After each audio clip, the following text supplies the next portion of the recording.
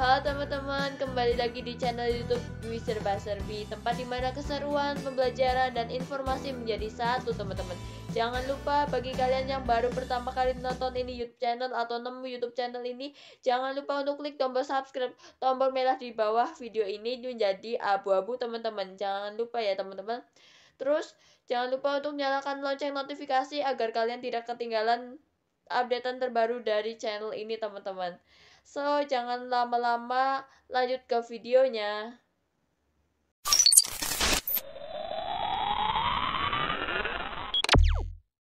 Oke teman-teman, pembahasan video kali ini adalah membahas tentang pramuka dan sekarang tanggal 14 Agustus 2022 sekarang. Oke.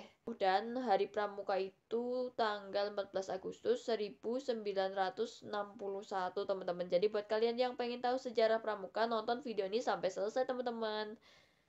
Jangan di skip ya.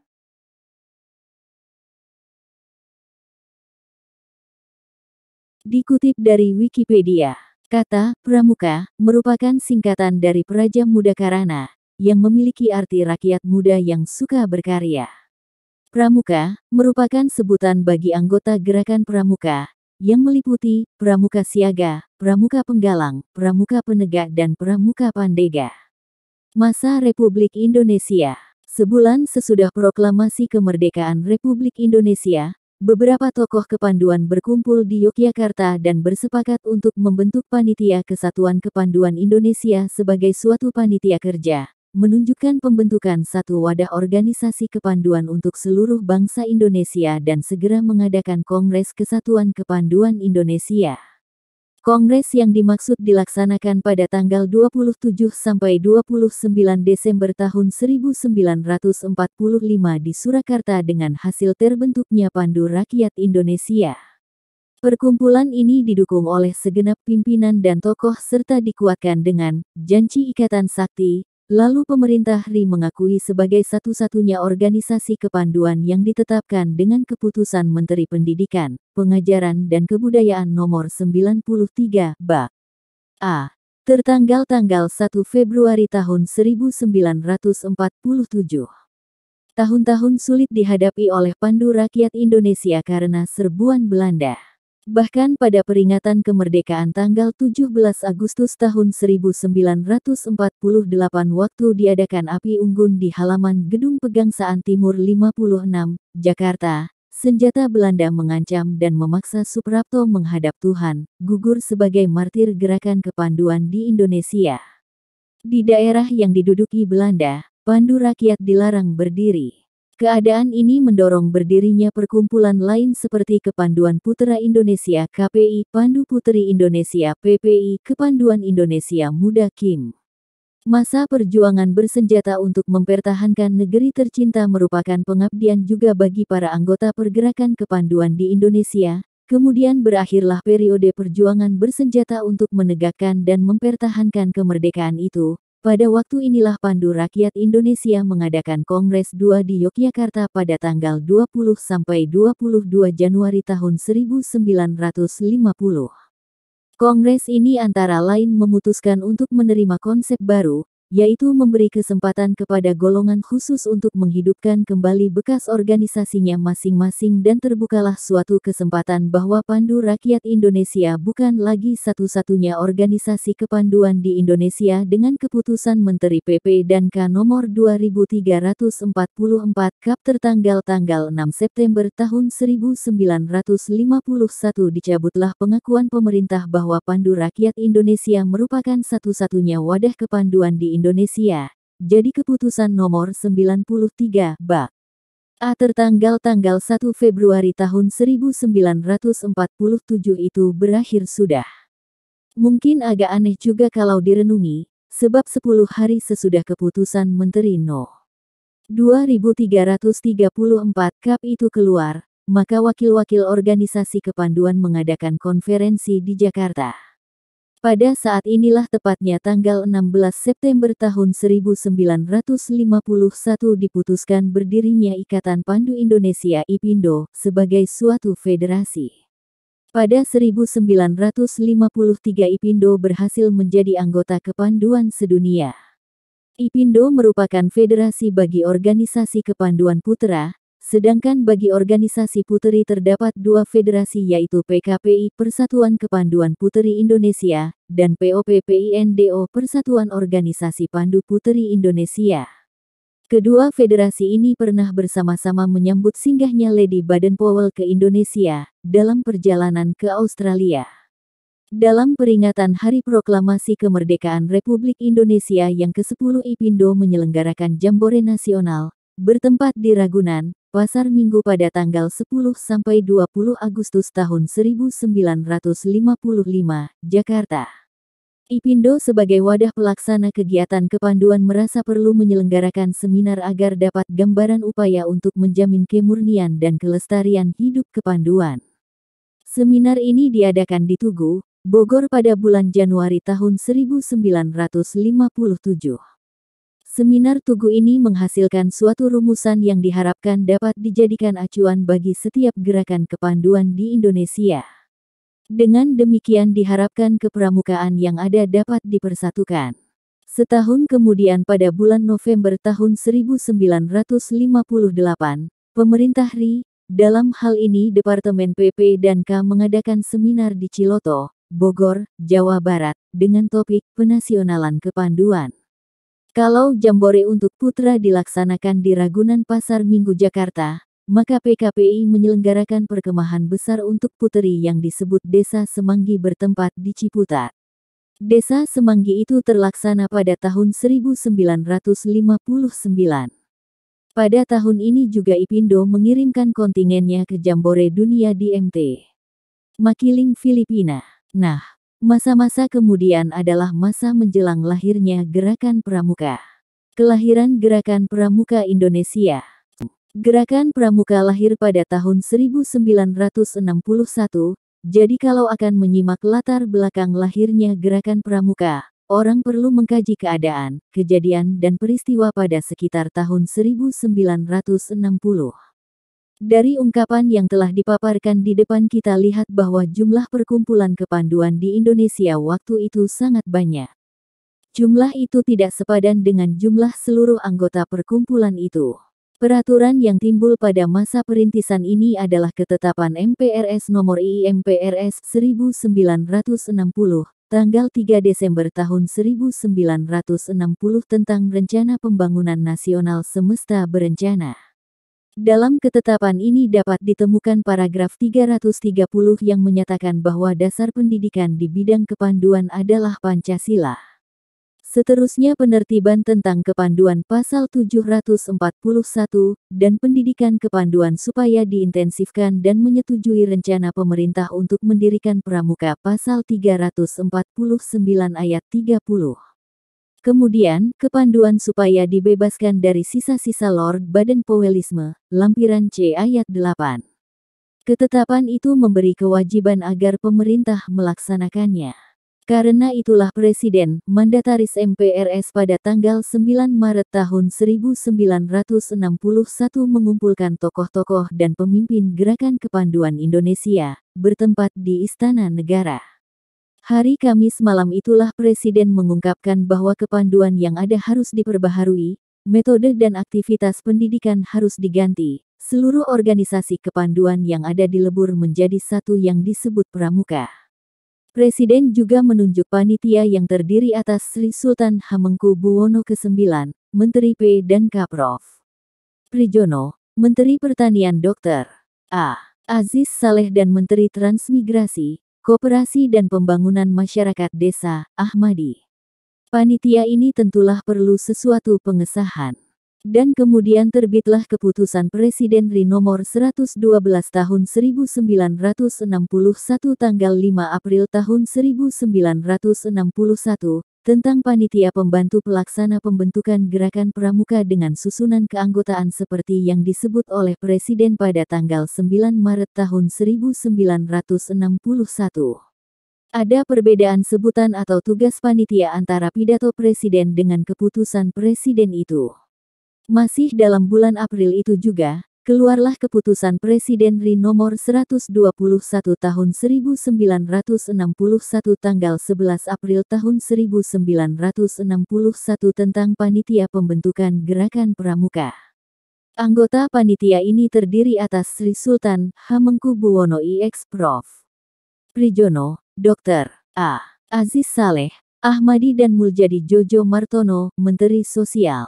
Gerakan Pramuka diperkenalkan. Pidato Presiden pada tanggal 9 Maret tahun 1961 juga menggariskan agar pada peringatan proklamasi kemerdekaan RI Gerakan Pramuka telah ada dan dikenal oleh masyarakat. Oleh karena itu Kepres RI Nomor 238 Tahun 1961 perlu ada pendukungnya yaitu pengurus dan anggotanya. Menurut Anggaran Dasar Gerakan Pramuka, pimpinan perkumpulan ini dipegang oleh Majelis Pimpinan Nasional, MAPINAS, yang di dalamnya terdapat Kuartir Nasional Gerakan Pramuka dan Kuartir Nasional Harian.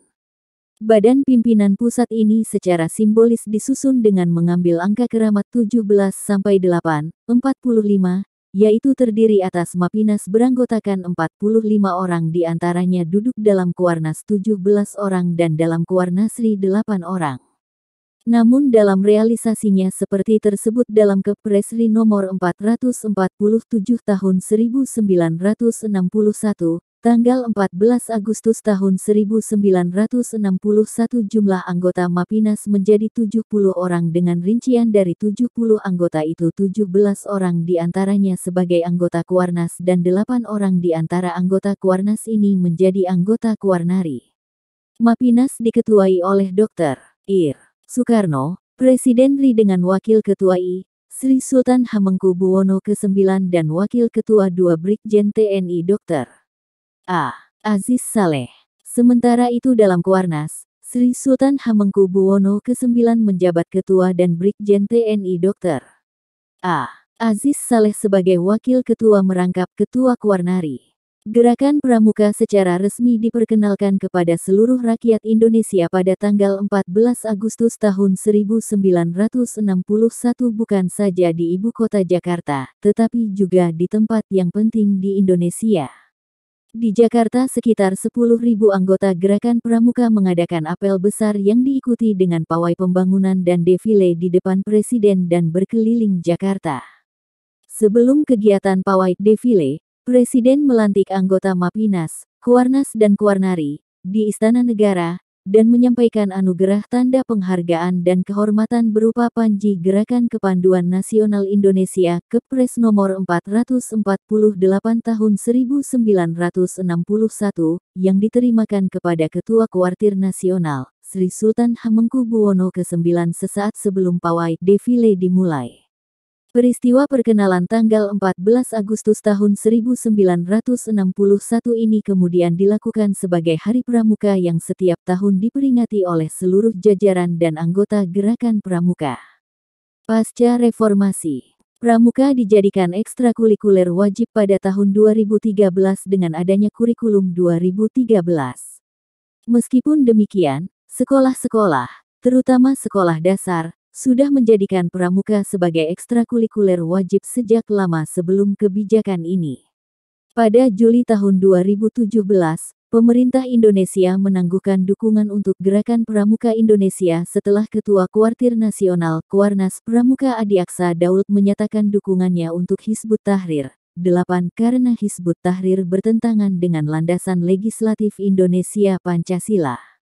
Bantuan keuangan ditangguhkan menunggu klarifikasi dari Adiaksa Daud atas kehadirannya di rapat umum Hizbut Tahrir pada tahun 2013 dan wawancara dengan videografer Hizbut Tahrir yang menyatakan kekhalifahan adalah ajaran Nabi. Jika Tuhan menghendaki, dengan atau tanpa bantuan kita, khilafah akan bangkit. Cara kita mungkin berbeda tapi tujuan kita sama. Itulah mengapa saya di sini. Kita terus membuat perubahan kecil. Kita harus membuat perubahan besar. Tatanan dunia harus diubah. Kita harus memaksakan syariah. Tujuan Gerakan Pramuka bertujuan untuk membentuk setiap pramuka memiliki kepribadian yang beriman, bertakwa, berakhlak mulia, berjiwa patriotik, taat hukum, disiplin, menjunjung tinggi nilai-nilai luhur bangsa, berkecakapan hidup, sehat jasmani, dan rohani. Menjadi warga negara yang berjiwa Pancasila, setia, dan patuh kepada Negara Kesatuan Republik Indonesia serta menjadi anggota masyarakat yang baik dan berguna, yang dapat membangun dirinya sendiri secara mandiri serta bersama-sama bertanggung jawab atas pembangunan bangsa dan negara, memiliki kepedulian terhadap sesama hidup dan alam lingkungan. Gerakan Pramuka berlandaskan prinsip-prinsip dasar sebagai berikut. Iman dan takwa kepada Tuhan Yang Maha Esa. Peduli terhadap bangsa dan tanah air, sesama hidup dan alam seisinya. Peduli terhadap diri pribadinya. Taat kepada kode kehormatan pramuka. Metode kepramukaan merupakan cara belajar interaktif progresif melalui 1. Pengamalan kode kehormatan pramuka. 2. Belajar sambil melakukan. 3. Kegiatan berkelompok, bekerja sama, dan berkompetisi. 4. Kegiatan yang menarik dan menantang. 5. Kegiatan di alam terbuka. 6. Kehadiran orang dewasa yang memberikan bimbingan, dorongan, dan dukungan. 7. Penghargaan berupa tanda kecakapan. 8. Satuan terpisah antara putra dan putri. Keanggotaan. Anggota Gerakan Pramuka terdiri dari anggota muda dan anggota dewasa. Anggota muda adalah peserta didik Gerakan Pramuka yang dibagi menjadi beberapa golongan di antaranya. Golongan siaga merupakan anggota yang berusia 7 SD, 10 tahun. Golongan penggalang merupakan anggota yang berusia 11 SD, 15 tahun. Golongan penegak merupakan anggota yang berusia 16 SD, 20 tahun. Golongan pandega merupakan anggota yang berusia 21 SD, 25 tahun. Anggota yang berusia di atas 25 tahun berstatus sebagai anggota dewasa. Anggota dewasa Gerakan Pramuka terdiri atas tenaga pendidik, pembina pramuka, pelatih pembina, pembantu pembina, pamong saka, instruktur saka, fungsionaris, ketua, dan andalan kuartir ranting SD. Nasional, staf kuartir, ranting SD. Nasional, majelis pembimbing, gugus depan SD. Nasional, pimpinan saka cabang SD. Nasional, anggota gugus Dharma Gerakan Pramuka. Gerakan Pramuka Indonesia memiliki 17.103.793 anggota, per 2011 menjadikan Gerakan Pramuka sebagai organisasi kepanduan terbesar di dunia. Lambang Gerakan Pramuka adalah tunas kelapa. Sifat. Berdasarkan resolusi Konferensi Kepanduan Sedunia tahun 1924 di Copenhagen, Denmark, maka kepanduan mempunyai 3 sifat atau ciri khas, yaitu nasional. Organisasi yang menyelenggarakan kepanduan di suatu negara haruslah menyesuaikan pendidikannya itu dengan keadaan, kebutuhan, dan kepentingan masyarakat, bangsa, dan negara. Internasional. Organisasi kepanduan di negara manapun di dunia ini harus membina dan mengembangkan rasa persaudaraan dan persahabatan antara sesama pandu dan sesama manusia, tanpa membedakan kepercayaan agama, golongan, tingkat, suku dan bangsa. Universal. Kepanduan dapat dipergunakan di mana saja untuk mendidik anak-anak dari bangsa apa saja. H.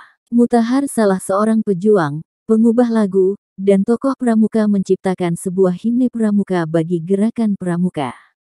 Lagu itu berjudul Himne Pramuka. Himne Pramuka menjadi lagu yang selalu dinyanyikan dalam upacara-upacara yang dilaksanakan dalam Gerakan Pramuka. Syair lagu Himne Pramuka adalah